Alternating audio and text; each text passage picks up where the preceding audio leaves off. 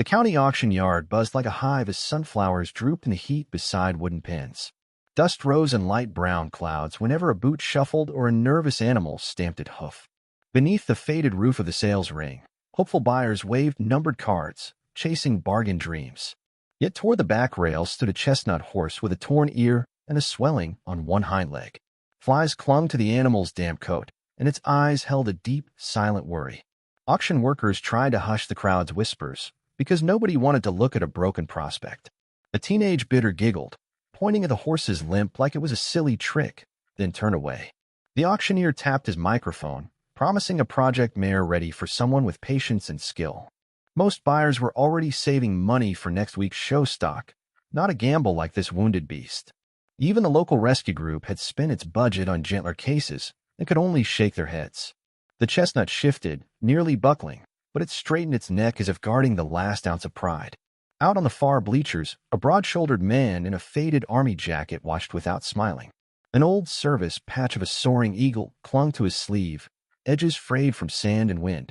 The man's name was Clay Turner, though few in town remembered him before today. After 3 tours overseas, Clay had come home with a limp of his own, hidden under dark jeans.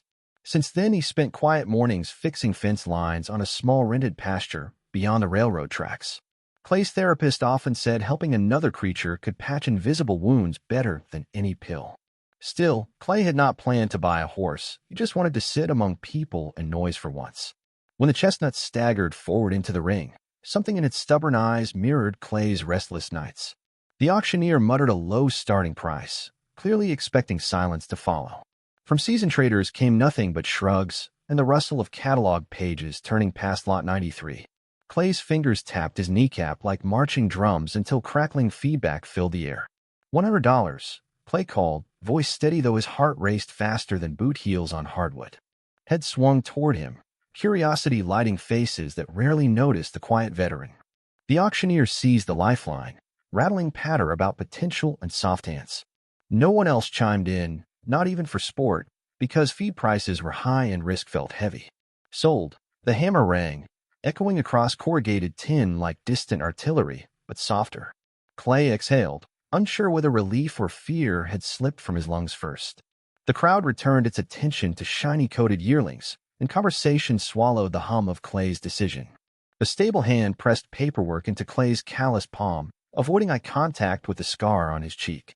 Outside, thunderheads gathered far off, promising evening rain and cooler air. Clay walked toward the pen, every step reminding his knee of old injuries, yet he kept going. Up close, the horse's ribs showed shallow valleys, and dried blood crusted near the torn ear. Clay lifted a gentle hand, letting the gelding sniff the leather smell of his glove. Soft breath warmed his fingers, and a faint light flickered in the animal's tired gaze. "We've both seen better days," Clay whispered, patting the neck that felt like thin board under skin. The horse did not shy away. Instead, it pressed closer, as though hearing something hopeful. Auction noise faded behind them, replaced by wind pushing at the open gate. For the first time in months, Clay felt a purpose bigger than surviving sunrise to sunset. He led the gelding toward the trailer he had borrowed, unsure of tomorrow but certain of this choice today. Rain began tapping the trailer roof as Clay guided his battered pickup down the gravel road toward his rented pasture. The wipers squeaked, leaving watery streaks that bent streetlights into wobbling halos. Behind him, the chestnut balanced on 3 good legs, shifting whenever the truck hit a pothole. Clay kept his speed gentle, not wanting to jolt the fragile animal or his own tender memories. His phone buzzed with a text from neighbor Mrs. Dorsey asking why he was out so late in a storm. Clay replied with a single word, rescue, then slid the device onto the seat like a secret. The small farm gate creaked open, revealing a shack-style barn built from mismatched boards and second-hand hopes. Lightning flashed, casting the place in silver light, and for a second the barn looked almost noble. Clay backed the trailer carefully, then lowered the ramp with a grunt that shot pain up his spine. The gelding hesitated, ears twisting at thunder, yet Clay's calm whistle drew him step by shaky step. Inside the barn, he had prepared a thick bed of straw and a bucket of warm mash smelling like cinnamon. The horse sniffed the feed, surprised by kindness, and began to eat with slow, grateful bites. Clay noticed a bleeding crack near the swollen hock and fetched clean water, iodine, and the softest rag he owned. Each time the cloth touched tender skin, the horse flinched, but Clay murmured steady words about open skies and long trails. Those words were really for himself, reminders that freedom still lived somewhere beyond pain. After wrapping the leg, Clay trimmed the ruined mane, letting tangles fall like rusted wire to the floor. Storm water drummed louder, yet the barn felt cozy, lantern glow painting friendly shadows on rough planks. Clay mixed crushed aspirin into a scoop of applesauce and held it under the horse's nose. The gelding licked the sweet paste, eyes softening as relief crept inward. Clay named him Valor, because courage often hides behind wounds that nobody else understands. A retired medic friend had taught Clay basic animal care during desert downtime, turning boredom into unexpected skill. Remembering those lessons, Clay checked pulse and breathing, counting beats the way he once did for fallen comrades. Each steady thump against his fingers brought back lost friends, but tonight it also promised new chances. When lightning faded, Clay slumped onto a hay bale, exhaustion and satisfaction wrestling inside his chest. Valor lowered his head until Forelock brushed Clay's shoulder, an unspoken thank you that felt louder than cheers. Clay laughed for the first time in ages, the sound crackling like dry leaves but real. He whispered that tomorrow would bring the vet, fresh bandages, and maybe sunshine. As if understanding, Valor blew a soft sigh that stirred Clay's hair. The barn cat slipped in, tail high, assessing the newcomer before curling near the lantern for warmth. Outside, frogs began their chorus, and the storm marched east, leaving stars like shy campfires above. Clay locked the gate, then limped to the tiny house across the yard where a single porch light waited. Sleep came quickly, filled with dreams of running across open fields without limps or fear. At dawn, rooster calls tangled with Valor's lone nicker, pulling Clay from bed before alarm rang. Pink light draped the paddock, making dew sparkle on spiderwebs strung between fence posts. Clay brewed strong coffee, then crossed the yard carrying a notebook where he had started notes titled Valor's Plan. The horse watched him approach, ears forward, as if eager for the next chapter. Clay opened the stall, letting Valor hobble into soft morning hush, and promised they would face healing together. In that promise, Clay felt the steady beat of purpose, louder than old gunfire still echoing in memory. Nearby pines whispered with wind, sounding like applause reserved for brave beginnings.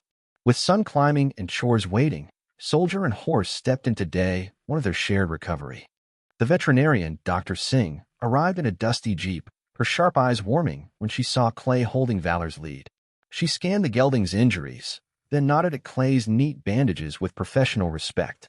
X-rays taken in her portable machine revealed a hairline fracture, painful but reparable with rest and proper care. Clay's chest loosened, like hearing distant thunder roll away instead of toward camp. Dr. Singh showed him stretching exercises that read like gentle military drills for muscles and tendons. Clay wrote instructions in the notebook, pages already smudged by barn dust and coffee rings. Each morning afterward, he led Valor around the paddock, timing slow circles with a battered stopwatch from service days. When Valor's legs shook, they paused, breathing together, counting heartbeats until calm returned. On rest breaks, Clay sat on the grass reading adventure novels aloud, letting familiar rhythms soothe horse and man. Neighborhood kids sometimes perched on the fence, captivated by the sight of a soldier teaching a lame horse to walk again. One bold girl named Aisha asked if she could brush Valor, and Clay handed her the soft curry comb without hesitation. Soon, more children joined after school, trading video games for the barn's earthy scent and patient lessons about care. Valor became a living classroom, showing them kindness is stronger than speed or perfect bodies. The local newspaper heard rumors of the unlikely duo and sent a young reporter who expected a sad story. Instead, he found a scene buzzing with laughter, sunlight, and small victories, and his article headlined Veteran Heals Through Helping. Copies reached the VFW hall, where older soldiers nodded knowingly over black coffee. Donations of hay, mineral blocks, and even fresh paint for the barn started arriving mysteriously at Clay's gate. Clay, unused to attention, placed thank you notes in a tin box for delivery, handwriting crooked but sincere. Valor's coat gained shine, turning deep copper under summer sun, and the torn ear healed into a unique badge. The limp lessened until the horse could trot 5 steps before needing rest, a feat that drew cheers from observing kids. Clay's own limp eased too, because daily walks built strength and chased away haunting midnight stiffness. Dr. Singh returned weekly, thrilled by progress, and hinted that light training could begin in another month. Clay dug out an old cavalry manual he once collected, fascinated by how history blended man and horse into single force. He adapted simple groundwork exercises, using gentle voice cues instead of sharp commands. Valor responded with trust, ears flicking at every praise word like trying to catch compliments in the wind. Nights no longer felt endless. Clay journaled gratitude lists until sleep arrived naturally. One entry read, Day 42, Valor trotted the full circle. I laughed so hard I forgot to be scared. Word of their story spread to social media after Aisha's older brother posted a video titled, Healing Heroes. Views climbed, and supportive comments flowed from strangers who had never sat a saddle but understood courage. An anonymous donor covered Valor's upcoming vet bills, leaving Clay speechless except for a whispered, thank you, under starlight. With each week, Clay added small challenges, like stepping over ground poles painted bright blue by the kids. Valor nickered when he saw the poles, ears pricked, as if they were tiny mountains worth conquering. Summer heat mellowed into early autumn, and leaves rustled like pages turning to new chapters. Clay's therapist noticed the change, saying his eyes looked forward rather than backward these days. The therapist suggested setting a public goal, something that would cement progress and inspire others. Clay considered a small local horse show scheduled just before Thanksgiving, known for its friendly crowd. The idea scared him, yet excitement tingled, like standing on the ramp of a helicopter before first jump. He told Valor about the show while rubbing a favorite spot between withers, promising no pressure, only adventure. Valor bumped Clay's chest with a playful nudge that nearly toppled him into straw, sealing the pact. Together, they began training not just to walk, but to dance in a ring filled with watchful eyes. Dawn drills started earlier now, with mist curling low across the paddock like ghostly rivers. Clay set orange cones in patterns that challenged balance and patience rather than speed. Each session began with a salute, Clay raising 2 fingers to brow and Valor dipping his head, a ritual of respect. The kids designed colorful obstacle banners that read Believe, Trust, and Stride, using paint that glittered under sun. Clay laughed when glitter stuck to Valor's nose, making the serious gelding look like a disco night. They practiced walking over a tarp that flapped in wind, simulating noisy fairgrounds that once frightened Valor. At first the horse snorted, legs stiff, but Clay hummed a lullaby his mother sang during thunderstorms. Slowly Valor stepped, tarp crinkling beneath hoofs, and the kids burst into applause like fireworks. Next, Clay introduced groundwork with light bamboo poles, teaching Valor to yield shoulders and hips to gentle pressure. These movements mirrored physical therapy exercises that once restored Clay's own balance after injury. On weekends, Dr. Singh supervised short jog sessions, monitoring the healed fracture with portable ultrasound. She pronounced the bone solid, cautioning only common sense and gradual increase in intensity. Clay crafted cavaletti jumps from fallen tree limbs, painting them sunrise orange to remind himself of new beginnings. The first time Valor cleared the poles, Clay's heart leaped higher than any obstacle. He realized progress was not about perfect strides, but about shared courage amid uncertainty. Clay's friend Ethan, a former riding instructor, visited to advise on show etiquette. Ethan brought a dusty English saddle, suspenders of age cracking but still sturdy. They fitted the saddle gently, allowing Valor to sniff and relax before tightening girth. Clay mounted for the first time, nerve endings sparking with both fear and excitement.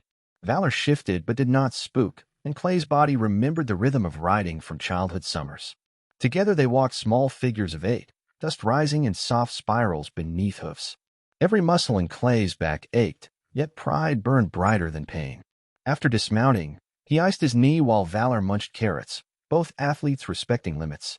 The barn walls soon displayed a training checklist, each completed task marked with a star sticker from Aisha. Local businesses donated grooming supplies, and a retired seamstress tailored a green saddle pad embroidered with the word Valor. Clay's therapist attended one session, tears glistening when she saw the veteran ride with smile wide as sunrise. A small film crew from a regional TV station shot a segment titled Second Chances, airing during evening news. Messages of support flooded in, including one from Clay's former squad leader who said Valor's fight reminded him of Clay's resolve in Warzone. Clay printed that message and taped it above the feed bins as daily motivation. They practiced trailer loading, stepping in and out until Valor treated the ramp like a casual doorstep. Windstorms knocked branches across the paddock one night, but by morning Clay and Valor turned debris into new obstacles. Each unexpected challenge became another page in their growing manual of resilience.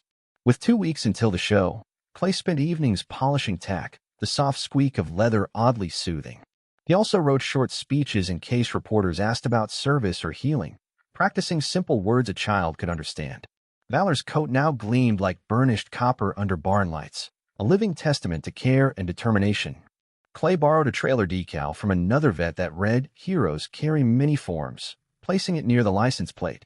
The night before departure, Clay laid out neat rows of supplies, triple-checking lists the way he once inspected gear before missions. He walked Valor under moonlight, whispering that they had already won by believing progress was possible. In that quiet field, for the first time, Clay felt whole, scars included, because purpose filled every empty space. They closed the evening with silent gratitude, watching shooting stars trace bright promises across the dark sky. Morning fog hugged the fairgrounds as Clay guided the truck through a sea of colorful trailers and early chatter. Valor whickered softly, sensing excitement that hummed like electric wire in the cool air. Volunteers directed arrivals, some waving when they recognized the pair from television. Clay parked near an oak tree, giving Valor shade and a view of the show ring. He unlatched the trailer, speaking calm words while birds argued overhead about stolen crumbs. Valor stepped down, ears swiveling, but his eyes settled once Clay's hand rested steady on the rope. The announcer's microphone crackled, listing classes and calling riders to warm up. Clay chose a quiet corner, leading Valor in circles until new sights became familiar. Children from the neighborhood arrived on a yellow bus donated by the school board, waving handmade banners. One read "Valor Strong," the letters outlined in glitter that caught morning sun. Clay fought tears, remembering days when he felt invisible among crowds. He adjusted his jacket, now bearing a small pin that combined a horse head with a service ribbon. Their class, Halter for Rehabilitation Horses, gathered near the gate, a gentle contest judged on partnership and progress. Competitors included a gray mare once starved, a pinto rescued from a fire, and a bay gelding born with crooked fetlocks. The judge, a stern woman with kind eyes, greeted each handler, asking brief questions even children could overhear. When Clay's turn came, he answered simply. Valor taught him that healing travels both directions on the lead rope. The judge smiled, noting the horse's calm stance, bright coat, and watchful loyalty. Spectators clapped politely, but the kids cheered like it was a championship match. As the lineup waited for results, Clay focused on breathing, pushing away flashbacks that sometimes flared under stress. Valor nuzzled his arm, as though grounding them both to the present. The announcer read placements in reverse order, building suspense like slow-rising drums. Second place went to the brave Pinto, leaving one ribbon unclaimed. Silence hung, broken only by distant laughter from the food stands. Then the loudspeaker declared, "First place, Clay, Turner, and Valor." Cheers erupted, and Clay's knees nearly buckled, less from injury than from overwhelming emotion. He accepted the blue ribbon, weaving it into Valor's bridle, where sunlight made it seem to glow. Cameras flashed, capturing a moment that felt wider than warm memories and darker nights. Reporters asked how it felt to win, and Clay said the ribbon mattered less than every step taken to reach this ring. After photos, Clay led Valor to the exhibition arena, where winners performed a brief walk for the crowd. Music played, and Valor lifted his legs with newfound pride, moving without visible limp. Some veterans in the stands stood at attention, saluting not out of habit but respect. Tears slid down Clay's cheeks, mixing with laughter, and he let them fall without shame. The master of ceremonies invited Clay to address the audience, giving him the cordless mic. He spoke slowly, using words simple enough for the youngest listener. "Healing," he said, "is a team sport, and sometimes the best teammate has 4 legs and a big heart." The crowd roared approval, and even Valor tossed his head like agreeing. A charitable foundation director approached backstage, offering to sponsor Clay and Valor as ambassadors for animal rescue programs. Clay accepted, thinking of how many broken soldiers and animals still waited for their chance. As the show wrapped up, the sun dipped low, coloring the sky with peach and gold strokes. Clay loaded Valor, heart full, knowing the real journey now stretched far beyond any ribbon or fairground. Weeks after the show, Clay and Valor traveled to schools and community centers, sharing simple stories of courage and care. Everywhere they went, kids reached out to stroke Valor's smooth neck and asked how kindness could heal broken bones. Clay answered that gentle hands and steady patience can stitch hidden wounds better than loud words. Valor demonstrated by letting shy students guide him over small rails, each success lighting shy faces. Local news followed their tour, turning the once-forgotten veteran into a familiar smile on evening screens. Donations poured into rescue stables, enough to save dozens of animals who might have met darker ends. Clay used part of the funds to build a larger barn, designed with ramps and rails adapted for handicapped visitors. On opening day, the mayor cut a ribbon while Valor stood nearby, ribbon from the show still braided into his mane.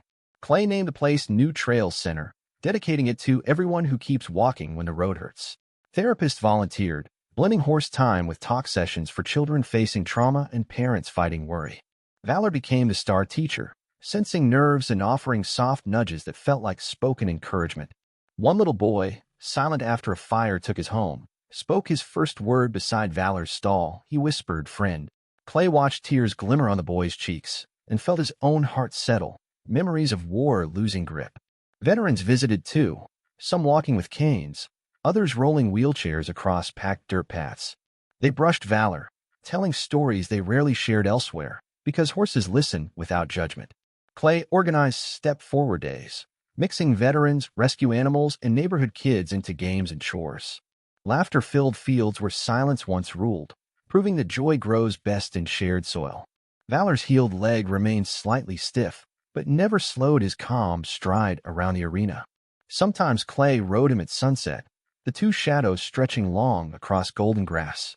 In those moments, Clay felt both 20 years younger and 1,000 years wise. Letters arrived from across the country, veterans who had watched online and now planned their own small rescues. Clay answered each letter by hand, signing, "Keep going, someone needs your strength." A national magazine featured their story under the headline, "The Horse Who Carried Hope." Clay kept one copy in the barn office, but he framed another for the VA hospital waiting room. Dr. Singh visited often, unable to hide pride as she checked Valor's leg and found no pain.